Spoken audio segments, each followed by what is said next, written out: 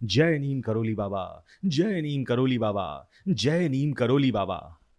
बजरंगगढ़ के प्रारंभ और विस्तार के मध्य बाबा जी महाराज अपने भक्तों के साथ अपने मनोहारी लीला कौतुक करते रहे।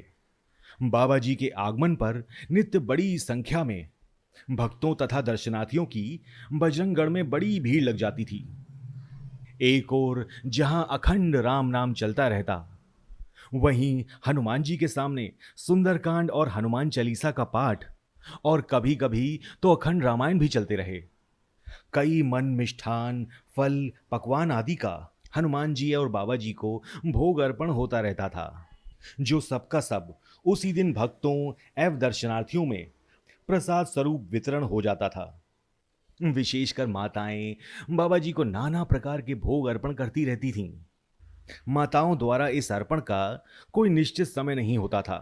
प्रायः सूर्य उदय के पूर्व भी भोग प्रसाद बनाकर आरती सजाकर वे ले आ पहुंचती थीं बाबा जी के समक्ष।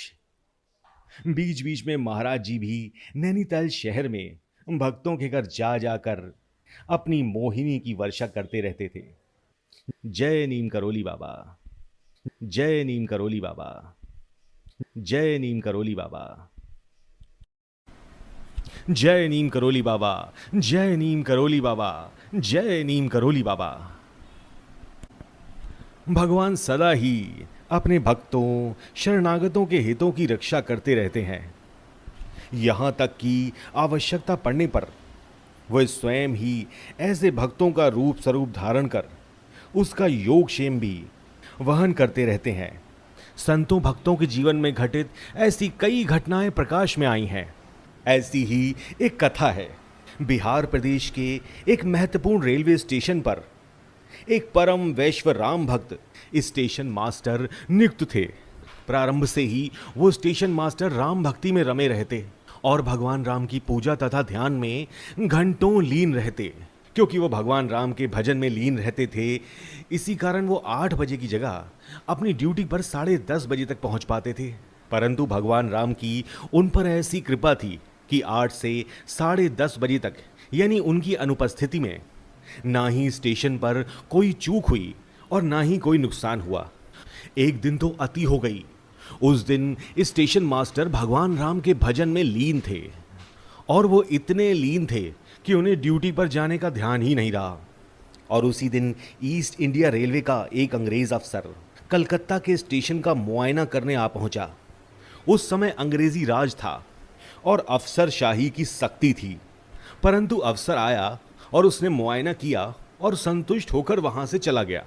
और चमत्कार की बात यह कि लोगों ने देखा कि उस अंग्रेज को स्वयं स्टेशन मास्टर विदा करने गए।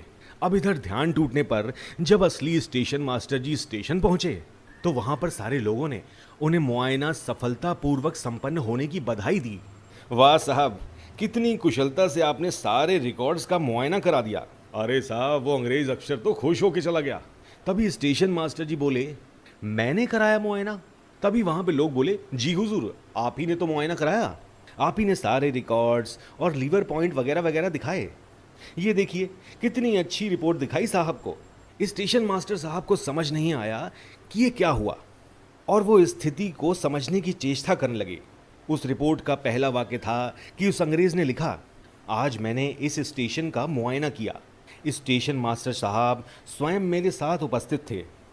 उन्होंने मुझे सारे रिकॉर्ड्स दिखाए और अंत में स्टेशन मास्टर की कार्यकुशलता पर प्रसन्नता और टिप्पणी भी लिखी थी।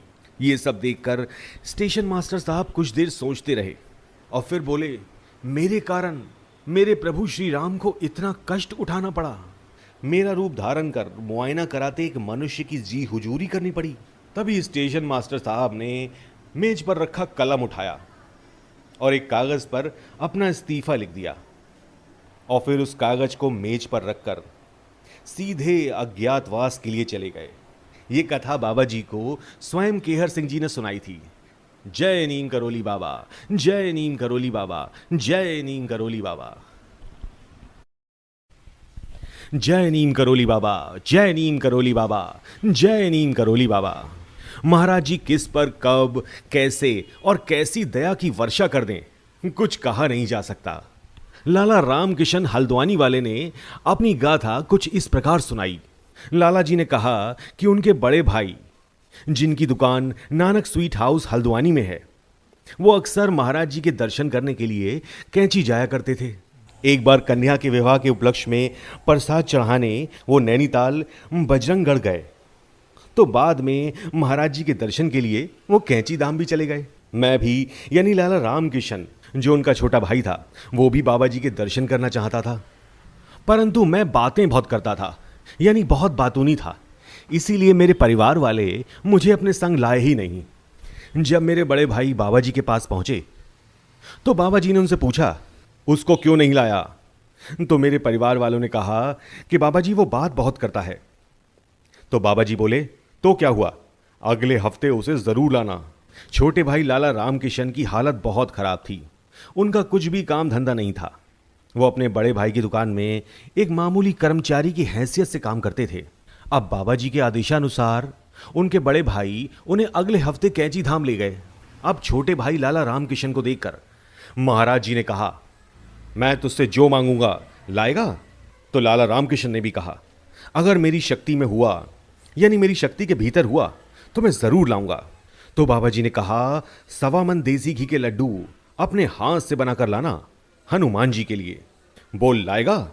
तो लाला रामकिशन मन ही मन सोचने लगे कि मेरे पास तो 1.25 किलो आटा भी नहीं है, लेकिन फिर भी उनके मुंह से निकल गया, अच्छा महाराज जी, मैं लाऊंगा। और ऐसा कहकर वो दोनों भाई वापस हल्द्वानी चले गए।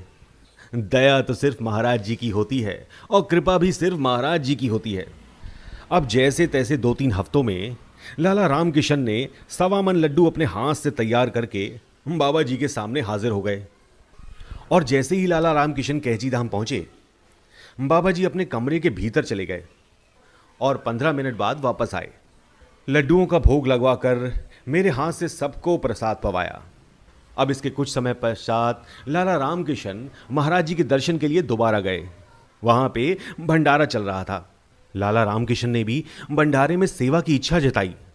तो बाबा जी ने कहा, तू भी अपनी दुकान खोल ले। तो रामकिशन ने कहा, महाराज जी, मैं तो पागल हूं, दुकान कैसे चलाऊंगा? तो बाबा जी ने कहा, देख, एक तू पागल है और एक मैं पागल हूं, जा अपना काम शुरू कर। और मुझे एक भगवत गीता की पुस्तक देकर कहा, जा ये अपनी घरवाली को दे देना, कहना रोज पढ़े। ना मालूम क्या अर्थ था इसमें। अब चमत्कार हो गया। बाबा जी ही जाने कि कैसे कैसे, क्या क्या, कहां कहां से हो गया। और उनके चमत्कार स्वरूप आज मेरे पास एक बड़ी दुकान है जिसका नाम है स्टैंडर्ड स्वीट हाउस। और जिस हैसियत पर मैं अपने बड़े भाई की दुकान में स्वयं काम करता था, उस हैसियत के आज मेरे पास 10 कर्मचारी हैं। बाबा जी की दया ही दया है।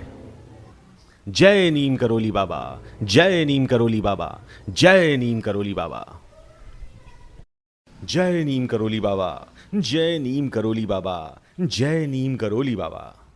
मैनपुरी के वकील श्री रतनलाल वर्मा जी महाराज जी के परम भक्तों में से थे। उनकी पुत्री जब विवाह के योग्य हुई तो महाराज जी ने स्वयं वर्मा जी पर जोर डाला और उन्हें बताया कि अपनी पुत्री शांति का विवाह वीरेंद्र वर्मा जी से करवा दो।